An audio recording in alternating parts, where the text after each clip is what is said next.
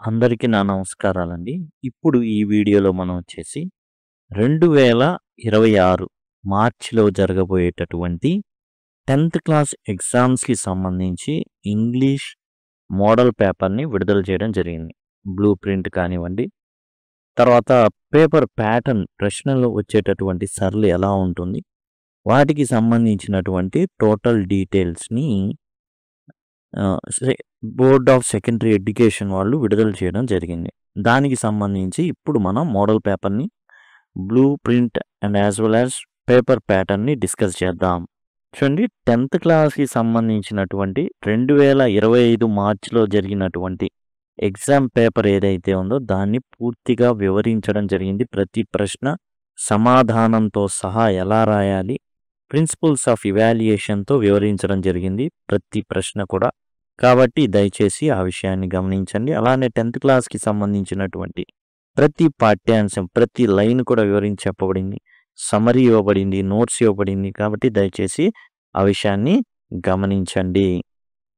మీకు గనక చూపించినటువంటి ప్లేలిస్టులు కావాలంటే సింపుల్‌గా మీరు లింక్ అని గనక కామెంట్ సెక్షన్‌లో అడిగినట్లయితే నేను ఖచ్చితంగా లింక్ అని LINK లింక్ అని గనక మీరు కామెంట్ సెక్షన్‌లో అడిగినట్లయితే ఖచ్చితంగా మీకు ప్రొవైడ్ చేయడం అయితే జరుగుతుంది. అట్లానే ఇప్పుడు మీకు చూపిస్తున్నటువంటి ప్రశ్నాపత్రం కావాలి అనుకుంటే BSc AP అనేసి మీరు గూగుల్‌లో సెర్చ్ చేశారనుకోండి, ఆ సెర్చ్‌కి గాను వచ్చేటటువంటి మొట్టమొదటి లింక్ ఏదైతే ఉందో bscap.government.in ఏదైతే ఉందో ఆ వెబ్సైట్ నందు మీకొచ్చేసి ఈ పేపర్‌ని డౌన్లోడ్ చేసుకోవచ్చు. అదిగోండి, ఓపెన్ అయిన తర్వాత bsc.ap.gov.in ఇక్కడ కూడా ఓ డాట్ ఉంటుంది, అది గమనించండి. bsc.ap.gov.in అన్నమాట. అదిగోండి, ఇక్కడ మీకు కనబడుతున్నటువంటి న్యూ ఏదైతే ఉందో క్లిక్ చేసినట్లయితే మీకు ఈ విధంగా కనబడుతుంది. ఇప్పుడు థర్డ్ లాంగ్వేజ్ మనం ఇంగ్లీష్ కాబట్టి థర్డ్ లాంగ్వేజ్ 13 అండ్ 14 మొదటి ప్రశ్నాపత్రాన్ని డౌన్లోడ్ చేసుకుంటాం. అట్లానే రెండో మోడల్ పేపర్‌ని కూడా డౌన్లోడ్ చేసుకోవడం అయితే జరుగుతుంది. ఈ విధంగా మీరు డౌన్లోడ్ అయితే చేసుకోవచ్చు. ఇక ప్రశ్నాపత్రం వచ్చేసరికి ఏమైనా మార్పులు జరిగినాయా అంటే 2025 మార్చిలో జరిగినటువంటి ఎగ్జామ్‌కిను 2026 మార్చికి జరగబోయేటటువంటి ఎగ్జామ్‌లో ఏమైనా మార్పులు ఉన్నాయంటే ఉన్న ఏకైక ప్రధాన మార్పు వచ్చేసి 37A డిస్క్రిప్షన్ ఇదొక్కటే మార్చడం జరిగింది. WH క్వెషన్స్ అని ఉండేవండి.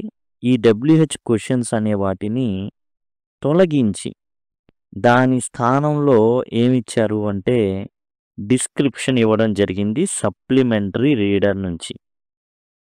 దీనికి చాలా కారణాలు ఉన్నాయి తొలగించడానికి. ప్రధాన కారణం 90 మార్కులు వచ్చిన స్టూడెంట్‌కి కూడా 2 మార్కులు 2, 4 మార్కులు అంతే, అంతకు మించి వచ్చేవి కావు ఈ WH క్వెషన్స్ నుంచి.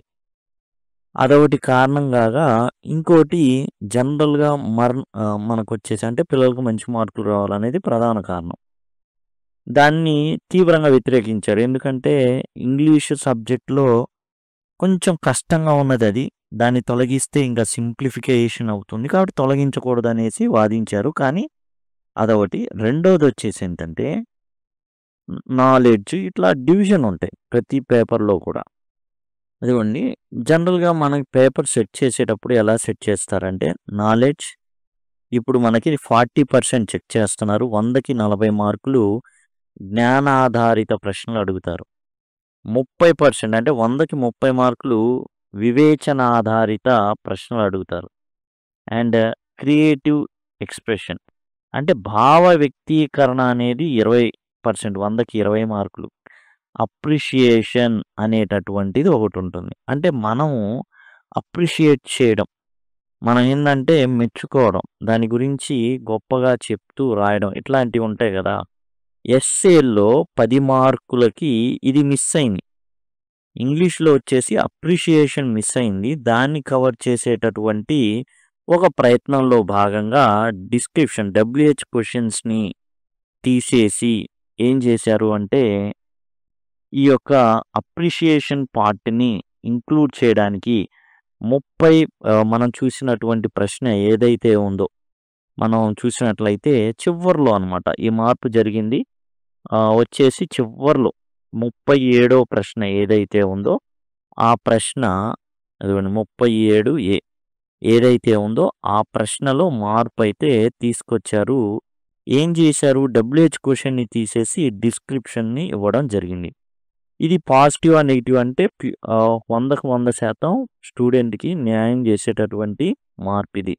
ఎందుకంటే కాన్ఫిడెన్స్ అనాలో, ఓవర్ కాన్ఫిడెన్స్ అనాలో తెలియదు గానీ, క్వెషన్స్ డబ్ల్యూహెచ్ క్వెషన్స్ అటెంప్ట్ చేసేసి 37 బిని అటెంప్ట్ చేసేవాళ్ళే కాదు. అంటే సమయాభావం కావచ్చు, వేరే ఏదైనా కారణం కావచ్చు. దాంతో పిల్లవాడు దరిదాపు 98, 99 వచ్చే పిల్లవాడు కూడా ఒక 92 దగ్గరే ఆగిపోయేవాడు. కాబట్టి ఈ డిస్క్రిప్షన్ అనేది ఖచ్చితంగా ఉపయోగపడుతుంది.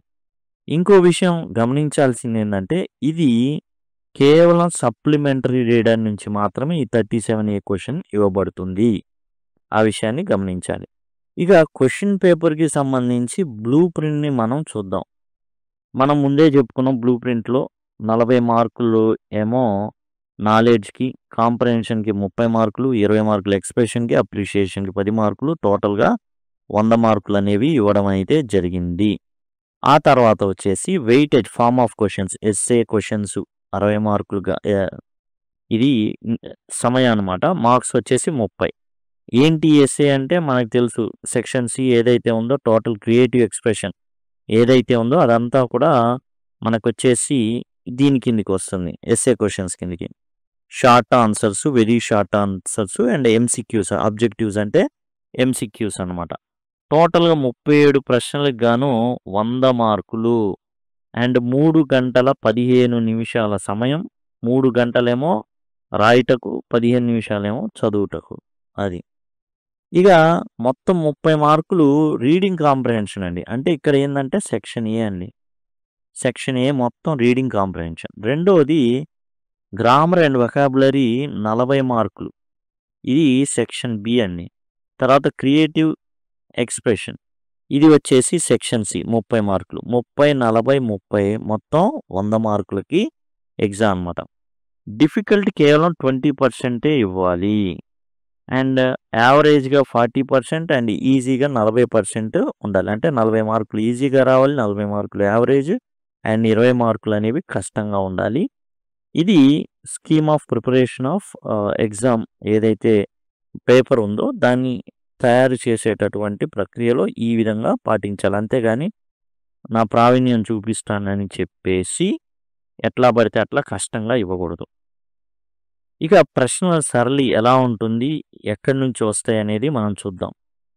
చూడండి మన పేపర్ కోడ్ వచ్చేసి 13E అండ్ 14E. ఎందుకు 2 కోడ్లు ఉన్నాయి అంటే ఒకప్పుడు మనకొచ్చేసి 2 పేపర్లు ఉండేవి. పేపర్ 1గా, పేపర్ 2గా. ఆ రెండిటిని కలిపి 13E అండ్ 14Eగా దీన్నైతే ఉంచడం జరిగింది. క్వెషన్ నెంబర్ 1 to 5 దీన్నున్న ప్రత్యేకత ఏందంటే ఇది 2 మార్కులకి ఉండేటటువంటి రీడింగ్ ప్యాసేజ్. రీడింగ్ కాంప్రహెన్షన్‌లో మొదటి ప్యాసేజ్‌కి ఒక్కొక్క దానికి 2 మార్కులు ఉంటాయి. మిగతా వేటికి కూడా 2 మార్కులు ఉండవు. ఏది రీడింగ్ కాంప్రహెన్షన్‌కి. మీరు పోయెట్రీలో నుంచి కూడా వస్తుంది. 6 to 10 అండ్ సప్లిమెంటరీ రీడర్ నుంచి కూడా 5 ప్రశ్నలు ఉంటాయి. పోయెట్రీలో నుంచి 5 ప్రశ్నలు ఉంటాయి. కానీ ప్రోజ్ నుంచి వచ్చే ఈ 5 ప్రశ్నలు ఉన్నాయి చూసారా? ఆ 5 ప్రశ్నలకు మాత్రమే 5 రెళ్ళు 10. 5 రెళ్ళు 10. అండ్ పోయెట్రీకి సంబంధించిన 5 ప్రశ్నలకు 1 మార్కే. అండ్ సప్లిమెంటరీ రీడర్‌కి సంబంధించినటువంటి ఏదైతే ప్రశ్న ఉందో దానికి 1 మార్కే. మీరు చూసినట్లయితే మొదటి ప్రశ్న మనకొచ్చేటటువంటి అదిగోండి రీడింగ్ కాంప్రహెన్షన్ ఏదైతే ఉందో మొదటిది ఖచ్చితంగా ఏం చేయాలి అంటే ఖచ్చితంగా ఏ పాఠంలో నుంచి ఇస్తున్నాము అనేది మనం ఇక్కడ ఇవ్వాల్సిందే. ఇది 5 రెళ్ళు 10 మార్కులు. ఏంటిది? ప్రోజ్ నుంచి వచ్చేటటువంటి ప్రశ్న. ఇక్కడ 6 నుంచి 10 వస్తుంది. ఇక్కడ 5 ప్రశ్నలు ఇవ్వబడతాయి. కానీ ఒక్కొక్క మార్కే. ఓకే. ఒక్కొక్క మార్కే ఇక్కడ. తర్వాత సప్లిమెంటరీ రీడర్ నుంచి కూడా ఇస్తారు. ఖచ్చితంగా ఏ పాఠ్యాంశమో తెలియాలి.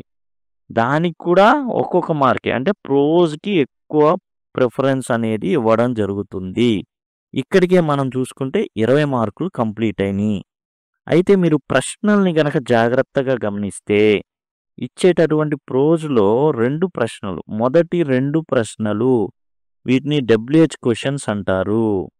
తర్వాత ఇచ్చేటటువంటి ప్రశ్నల్ని చూడండి మల్టిపుల్ చాయిస్ క్వెషన్స్ అన్నమాట. మీకు 3 multiple choice questions, 2 WH questions మొదటి దాంట్లో కనబడతాయి. అట్లానే 2 WH questions and 3 multiple choice questions మీరిక్కడ చూస్తే ఇక్కడ కూడా 2 డబ్ల్యూహెచ్ క్వెషన్స్, 3 ఎంసీక్యూస్ ఇవ్వబడ్డాయి. తర్వాత ఇక్కడ కూడా మనం చూసుకుంటే సప్లిమెంటరీ రీడర్ నుంచి వచ్చే 5 ప్రశ్నలు కూడా ఏందంటే అవి మల్టిపుల్ చాయిస్ క్వెషన్సే. కాబట్టి మనం గమనించినట్లయితే ఈ ప్రోజ్‌లో మనం చూసుకుంటే ప్రోజ్ నుంచి వచ్చే చూడండి 3 ఎంసీక్యూస్. ఆ తర్వాత పోయెమ్‌లో 3 ఎంసీక్యూస్. అండ్ సప్లిమెంటరీ రీడర్ నుంచి వచ్చేది 5 ఎంసీక్యూస్. టోటల్‌గా ఇక్కడే 11 ఎంసీక్యూస్ ఉన్నాయి. అండ్ మిగతా వచ్చేటటువంటి ఏవైతే ఉన్నాయో 4 మాత్రమే డబ్ల్యూహెచ్ క్వెషన్స్‌గా ఉంటున్నాయి. ఓకే. అక్కడే మనకేందంటే ఈ రీడింగ్ కాంప్రహెన్షన్‌లోనే చాలా జాగ్రత్తగా పాఠ్యాంశం యొక్క సమ్మరీ తెలియాలి. ఆ సమ్మరీ అనేది మీకు ఇక్కడ ఉన్నటువంటి ప్లేలిస్ట్ మీకు చాలా చాలా సాయం చేస్తుంది. సమ్మరీస్ ఉన్నాయి అచ్చంగా అదిగోండి. First flight summary, black aeroplane summary ఇట్లా అన్నమాట. సమ్మరీస్ అనేవి ఉంటాయి. అదిగోండి ప్రతి from the diary of Anne Frank summary. అట్లా ప్రతి దానికి సమ్మరీస్ ఉన్నాయి. జస్ట్ 10 నిమిషాలు ఉంటుంది. పాఠ్యాంశం కంప్లీట్ చేసుకోవచ్చు.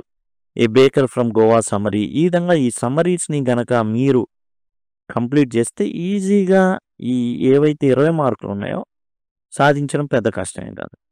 తర్వాత చూడండి ఈ మూడిటికి ఏ పాఠ్యాంశంలో ఇస్తున్నారో ఖచ్చితంగా చెప్పాల్సిందే. ఆ తర్వాత మీరు చూసినట్లయితే వర్డ్ లిమిట్ చూడండి. వర్డ్ లిమిట్ ఇచ్చారు. కొత్తగా ఇచ్చినటువంటి మార్పు ఏంటంటే వర్డ్ లిమిట్.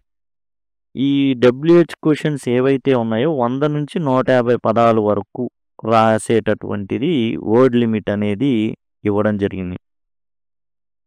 అంటే ఇక్కడ యాక్చువల్‌గా ఏందంటే 100-150 వర్డ్స్ మనం రాయడం కాదండి. అండ్ వాళ్ళు ఇచ్చేటటువంటిది. ఎందుకంటే ఇంత 150 వర్డ్స్ రాసామంటే మనకి ఎట్లా ఉంటుంది? మనం రాసేటట్టయితే అదిగోండి ఎంత పెద్దయి వస్తాయి. 100-150 వర్డ్స్ మాత్రమే ఇవ్వాలి వర్డ్ లిమిట్ అది. మనం రాయడం కాదు. దయచేసి గమనించండి.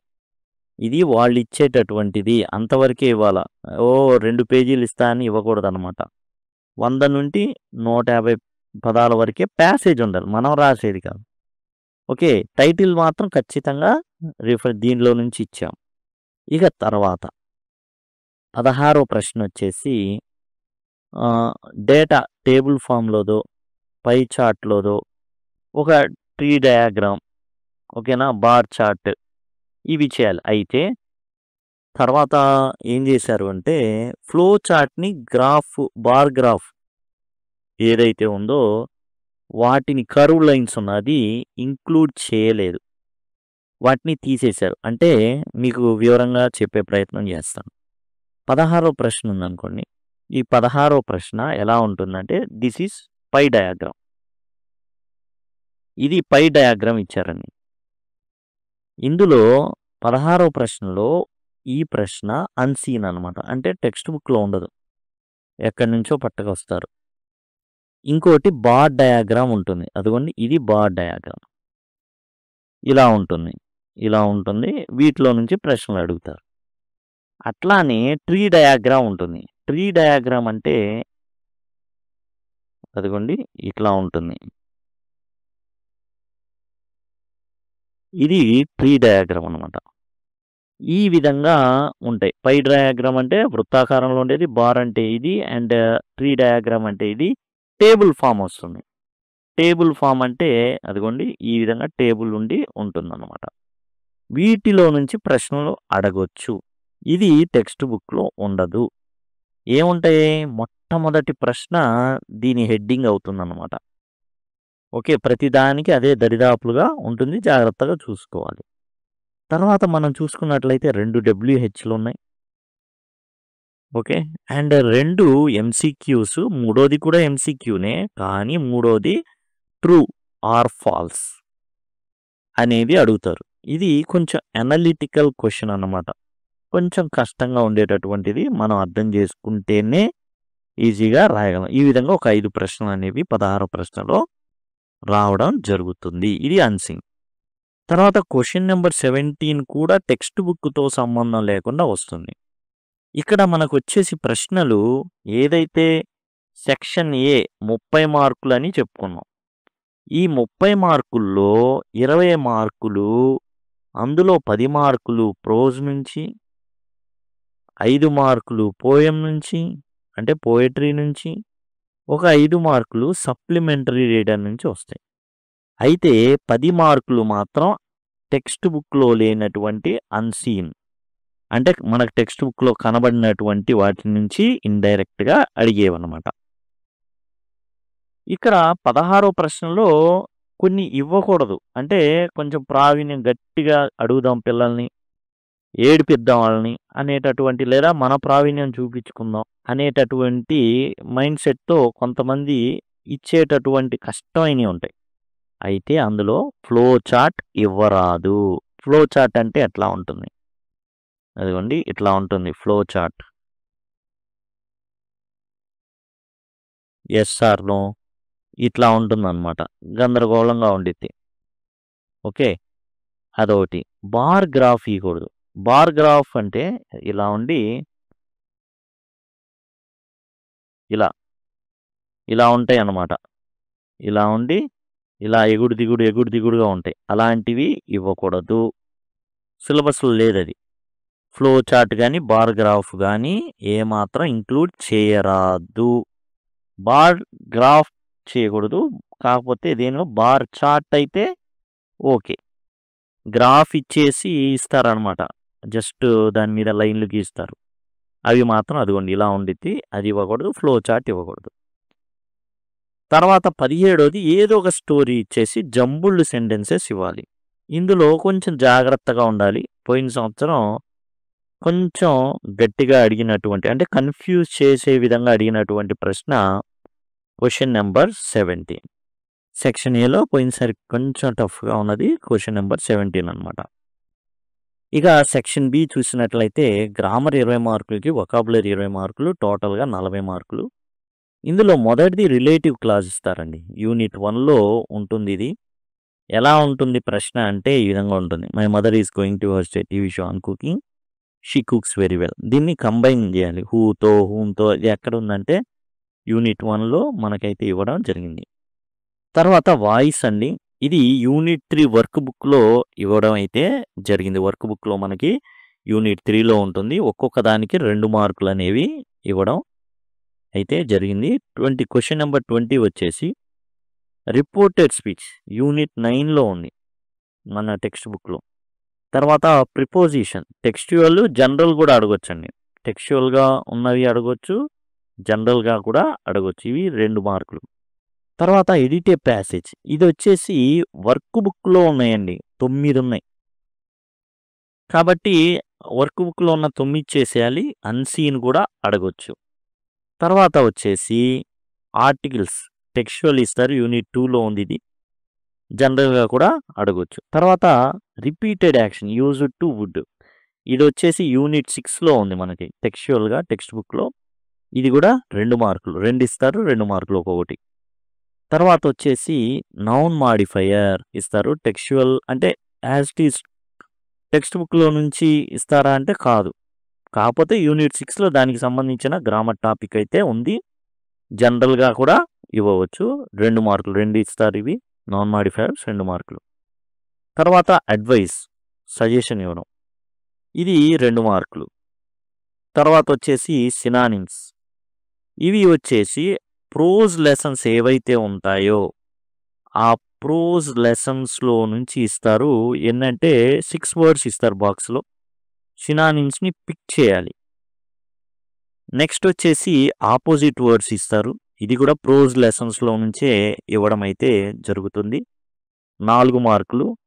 ఈ 27, 28 ఏదైతే ఉన్నాయో 2 జాగ్రత్తగా గమనించండి. సినానిమ్స్ అండ్ యాంటనిమ్స్ అనేది 4 మార్కులు అనమాట.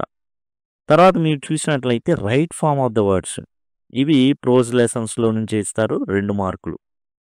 తర్వాత స్పెల్లింగ్, ప్రిఫిక్స్, సఫిక్స్, ఇన్ఫ్లెక్షన్స్ ఏవైతే ఉన్నాయో అవి అతికించాల్సి ఉంటుంది. కాబట్టి అవి ప్రోజ్ లెసన్స్ నుంచి ఇస్తారు. Any prose lesson of the text book or beyond the text book కూడా తీసుకోవచ్చు. అంటే అన్సీన్ కూడా రావచ్చు. ఓన్లీ టెక్స్ట్ బుక్లోనే ఉంటాయా ఇవన్నీ అంటే కాదు, బయట నుంచి కూడా అడగొచ్చు. 2 మార్కులు. గ్రామర్ వొకాబులరీకి సంబంధించి మనకు టెక్స్చువల్గా ఎక్కువగా అడిగే ఆస్కారం ఉంటుంది. అది కూడా ప్రోజ్ లెసన్స్లో నుంచి పిక్ చేస్తారు. రాంగ్లీ స్పెల్ట్ వర్డ్ ఇది ప్రోజ్ లెసన్స్ నుంచే, అండ్ మనం కరెక్ట్ స్పెల్లింగ్ కూడా రాయాల్సి ఉంటుంది. డిక్షనరీ స్కిల్స్ ఇది ఏంటంటే ప్రోజ్ పార్ట్ నుంచే తీసుకోవాలి. తర్వాత ఫ్రేజల్ వెబ్స్, ఇడియోమాటిక్ ఎక్స్ప్రెషన్స్ ఇవి వచ్చేసి ఒక్కొక్కటి ఇస్తారు. ఒక ఫ్రేజల్ వెబ్, ఒక ఇడియోమాటిక్ ఎక్స్ప్రెషన్ ఇస్తారు. యూనిట్ 2, 3, 4లో మనం అయితే గమనించవచ్చు ఇవి. తర్వాత మ్యాచింగ్ ఇస్తారు. ఈ యూనిట్ 3 and 4లో మనకి టెక్స్ట్ బుక్లో ఉన్నాయి 2 మార్కులు. కాబట్టి మోస్ట్ 2 మార్కులు అండి. 27వ ప్రశ్న, 28వ ప్రశ్న సినానిమ్స్, యాంటనిమ్స్ ఏవైతే ఉన్నాయో అవి 4 మార్కులుగా ఉన్నాయి. తర్వాత మనకి ఎడిటింగ్ 22 ఏదైతే ఉందో అది 4 మార్కులకు ఉంది. ఈ విధంగా గ్రామర్ అండ్ వొకాబులరీ మొత్తం కూడా 40 మార్కుల్లో సినానిమ్స్కి 4 మార్కులు, యాంటనిమ్స్కి 4 మార్కులు, ఎడిటింగ్కి 4 మార్కులు, మిగతా అన్నీ కూడా 2 మార్కులే. తర్వాత సెక్షన్ సి వచ్చేసి క్రియేటివ్ ఎక్స్ప్రెషన్స్ అండి. క్రియేటివ్ ఎక్స్ప్రెషన్స్ వచ్చేసి ఫస్ట్ది కాన్వర్జేషన్, తర్వాత అందులోనే ఇంటర్నల్ చాయిస్, డైరీ ఎంట్రీ. ఇవి ఎక్కడి నుంచి ఇస్తారు అంటే కాన్వర్జేషన్ నుంచి. కాన్వర్జేషన్ కానివ్వండి, డైరీ ఎంట్రీ కానివ్వండి, మోస్ట్ మనకి ప్రోజ్ నుంచి అడుగుతున్నారు. కాబట్టి ఏంటంటే కాన్వర్జేషన్ అయితే ఎక్కడి నుంచైనా ఇవ్వచ్చు, బట్ ప్రోజే. ఇదిగోండి ప్రోజ్, అదిగోండి ప్రోజ్ లెసన్స్లో నుంచి 9 లెసన్స్ ఉన్నాయి మనకి. ప్రోజ్లో నుంచి ఎక్కడి నుంచైనా అడగొచ్చు. తర్వాత లెటర్, ఇది టెక్స్చువల్గా అంటే టెక్స్చువల్గానే ఇస్తారు జనరల్గా, అయితే జనరల్గా ఇస్తారు. ఓకే, టెక్స్చువల్గా మనకి యూనిట్ 1లో మనకి లెటర్ అవుతుంది. ఫస్ట్ యూనిట్లో మనకి లెటర్ అవుతుంది, అండ్ దాని బేసిస్ మీద బ్లాక్ ఏదైతే పద్ధతి ఉందో ఆ పద్ధతిలో లెటర్ అయితే రాయొచ్చు. ఫార్మల్ కానీ ఇన్ఫార్మల్ లెటర్స్ కానీ ఇస్తారు. తర్వాత స్క్రిప్ట్ ఫర్ స్పీచ్ అనేది ఉంది. ఇది కూడా జనరల్ అనమాట. Okay, speaking section in the text book should be referred. ఇదేంటంటే మనం యాక్చువల్గా టెక్స్ట్ బుక్లో స్పీకింగ్ సెక్షన్ ఉంటుంది, దాంట్లో నుంచి కూడా ఇచ్చేటటువంటి అవకాశాలు ఉన్నాయి. మోస్ట్ జనరల్గా అడుగుతారండి. లెటర్ కానీ స్పీచ్ కానీ జనరల్ అంశాల మీద ఉంటాయి అంతేగాని, అండ్ మోస్ట్ అడుగుతారు. కొన్నిసార్లు టెక్స్ట్ బుక్లో ప్రోజ్ లెసన్స్ ఏవైతే ఉంటాయో ఆ ప్రోజ్ లెసన్స్ నుంచి అడిగేటటువంటి అవకాశాలు ఉన్నాయి. స్పీచ్ మాత్రం ఏంటంటే స్పీకింగ్ సెక్షన్ ఏదైతే ఉందో మన పాఠ్యాంశం అయిపోయిన తర్వాత listening, speaking, reading, writing activities ఉంటాయి, గ్రామర్, వొకాబులరీ దాంట్లో అనమాట. కొత్తగా చేర్చినటువంటిది డిస్క్రిప్షన్. ఎందుకు చేర్చారనేది మనం ముందే చెప్పుకున్నాం. ఇది సప్లిమెంటరీ రీడర్. ఇక్కడ మనకి యాక్చువల్గా సప్లిమెంటరీ రీడర్ అనేది క్లియర్గా మెన్షన్ చేశారు. మిగతావి చూసినట్లయితే మనకి సప్లిమెంటరీ రీడర్ గురించి అసలు పట్టించుకున్నట్టే ఉండదు. బట్ ఈసారి ఏం చేశారంటే సప్లిమెంటరీ రీడర్కి కూడా మనకు వచ్చేసి రీడింగ్, దాంట్లో రీడింగ్ కాంప్రహెన్షన్లో సెక్షన్ ఏలో 5 మార్కులకు మాత్రమే మనకు కనబడుతుంది జనరల్గా సప్లిమెంటరీ రీడర్. ఇప్పుడు 37A సి సెక్షన్లో 37A గ్రామర్ వొకాబులరీ కూడా మనకి ఎక్కడ కూడా సప్లిమెంటరీ రీడర్ నుంచి ఇస్తున్నాం అనేది ఉండదు. కానీ ఇక్కడ మనం చూసినట్లయితే సెక్షన్ సిలో 37Aలో డిస్క్రిప్షన్లో సప్లిమెంటరీ రీడర్ కూడా ఒక 10 మార్కుల అవకాశం అనేది జరిగింది. ఇన్ఫర్మేషన్ ట్రాన్స్ఫర్ అంటే సమాచారాన్ని ట్రాన్స్ఫర్ చేయడం. ఇదేంటి, డయాగ్రామ్ ఇస్తారు, ఒక డయాగ్రామ్ ఇస్తారు. ఓకే, ఇచ్చేసి దాన్ని టెక్స్ట్కి టెక్స్ట్ టు ఏదైతే ఈ బొమ్మలు ఉంటాయో బొమ్మలు ఇస్తారు. Tables, tree diagrams, bar diagram, pie chart ఇస్తారు. పై చార్ట్ అంటే రౌండ్గా ఉంటుంది, సర్కిల్. బార్ డయాగ్రామ్ అంటే ఈ విధంగా బార్లు ఉంటాయి. ట్రీ డయాగ్రామ్ వచ్చేసి ఏంటంటే ఈ విధంగా ఉంటుంది. This is tree diagram. And table వచ్చేసి మనకి ఈ విధంగా ఉంటుంది. వీటిలో నుంచి ఏంటంటే ఇచ్చేస్తారు, డేటా రాయాలి. ఏంటంటే ఈ ఏవైతే ఇచ్చినటువంటి ఉన్నాయో టేబుల్ నుంచి టెక్స్ట్, ట్రీ డయాగ్రామ్ నుంచి text, bar diagram to text, pie chart to text అనేది మనం రాయాల్సి ఉంటుంది. ఇక్కడ కనుక మనం చూసినట్లయితే చివరికి వెళ్తే ఓ డయాగ్రామ్ ఇస్తారనమాట. ఇస్తే study the following pie chart and right A paragraph based on the information given it. ఈ విధంగా ఇచ్చేశారు, పర్సెంటేజ్ ఇచ్చారు. ఈ పై చార్ట్ని ఇప్పుడు పై చార్ట్ టు టెక్స్ట్ రాయాల్సి ఉంటుంది. ఈ విధంగా అండి టోటల్ క్వశ్చన్ పేపర్ అయితే, మోడల్ పేపర్ అయితే ఇవి ఏవేవి ఉన్నాయి, ఎక్కడి నుంచి వస్తాయి, అవన్నీ కూడా మనమైతే డిస్కస్ చేసాం. అండ్ డైరెక్ట్గా మోడల్ పేపర్ మొత్తం కూడా విశ్లేషించి మొత్తం ఆన్సర్లు అన్నీ కూడా మీ ముందు ఉంచడం జరుగుతుంది. దయచేసి ఆ విషయాన్ని గమనించండి. సింపుల్గా మీరు కామెంట్ సెక్షన్లో లింక్ అని కనుక అడిగినట్లయితే ఖచ్చితంగా నేను పాఠ్యాంశాలకు సంబంధించిన లింక్ని నేను మీకు ప్రొవైడ్ చేయడం జరుగుతుంది. ఇదండి నూతనంగా మార్పులు జరిగింది ఏంటంటే క్లియర్ కట్గా 37A అనేది డిస్క్రిప్షన్ మార్చడం జరిగింది. ఆ 10 మార్కులు కూడా అప్రిషియేషన్ కింద సప్లిమెంటరీ రీడర్కి ప్రాముఖ్యత అనేది ఇచ్చారు. Thank you. Thanks a lot.